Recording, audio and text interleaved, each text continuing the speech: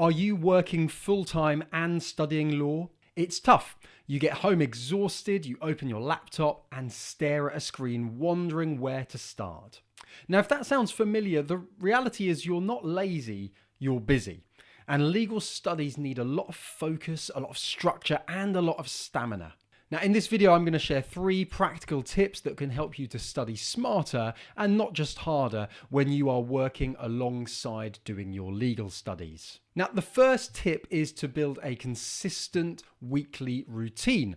You want to build a study routine that actually works around the different areas of your life. Now, begin with your fixed commitments, so things like your job, commuting, family time, and try and figure out and identify where you can realistically fit study time in. Now, it could be that you identify early mornings, or it could be your lunch break, or maybe it's an hour in the evening. Then what you want to do is to block out those times in your calendar as protected study sessions. Now, you don't need to find hours and hours of time every day. Just 30 to 60 minutes of focused time done consistently is enough to make some steady progress. The key is to make it part of your weekly rhythm so it becomes a habit rather than a scramble. Now, the second tip is to make every single study session count.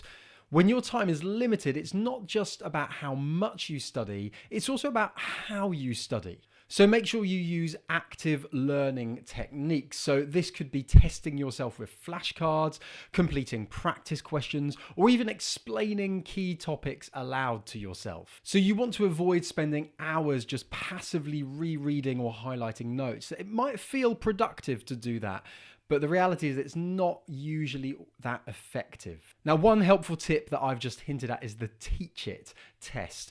The idea is that if you can explain a legal concept in simple terms without looking at your notes, you've probably understood it well. And if you can't explain it, then maybe go back and try and break it down again. So the key here really is quality of study rather than quantity of study. Now, the third tip is to set boundaries and protect your time. Now, when you're working and studying, your time and your energy are really valuable. So you need to make sure that you protect them. Now, this might involve things like letting other people know when you're studying, turning off your notifications, creating a space where you can focus, even if it's just in a corner somewhere in your house, but somewhere that you really know that you can focus on your study for the amount of time you're going to be studying. You also need to learn to say no to things that don't support your goals right now.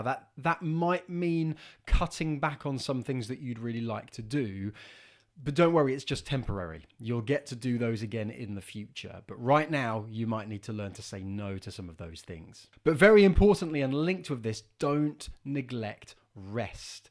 The thing is, exhausted people don't study very well, and a well-rested 45-minute session beats 3 hours of half-asleep reading every single time. So to recap, build a routine that works for you, focus on quality and not quantity, and protect your time and energy. Balancing work and legal studies isn't easy, but it is possible.